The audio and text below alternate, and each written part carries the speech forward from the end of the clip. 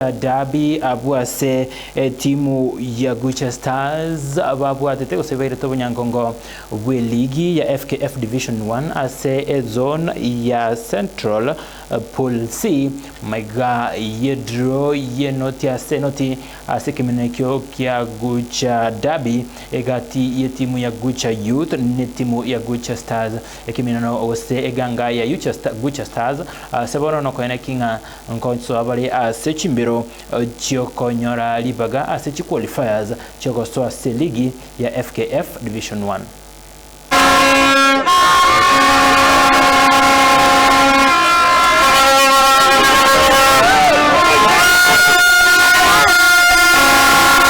Kwa majina naitwa John Yamweya. Mimi ndio coach wa Gucha Stars. Kwa siku ya leo nimekuwa na furaha kubwa sana kwa vijana wangu ambao game ya leo haikuwa rahisi kwetu sababu tulikuwa na mpangilio. Hii game tulikuwa tunahitaji pointi 3 but Mungu ametusaidia. Tumechukua draw. So mpango yangu muhimu sasa ni kuanza kupanga mpango ya kuelekea kule Nakuru kucheza playoff. Kwa siku ya leo siwezi nikasema ilikuwa derby sababu malengo yangu hata yako kwa hii game ya leo. Ni malengo yangu yalikuwa kule mbele sababu najua wakati nilicheza game ya mwisho kule nilikuwa nimeshapata tiketi ya kuondoka, lakini pia hivyo nilikuwa nataka nimalize na ushindi but Mungu amenikubalia. Tumetoka draw, nadhani tuko kule mbele.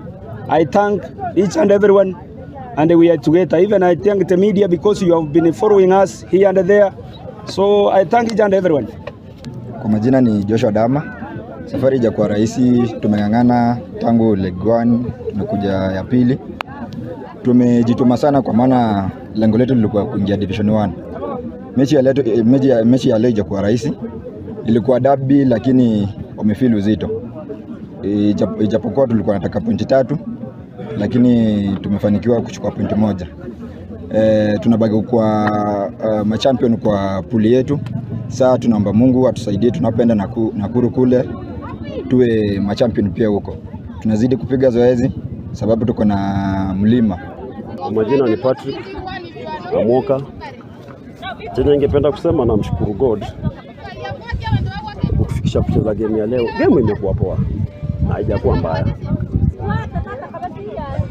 All and all wale majamaa wamecheza ni kama majamaa wajui wanaenda wapi. Because team ikishafuzu lazima icheze game ya kuonesha kwamba kuna mahali wana head. Lakini ukiangalia game yenyewe wamecheza hawajajua kama washaenda ama hawajaenda.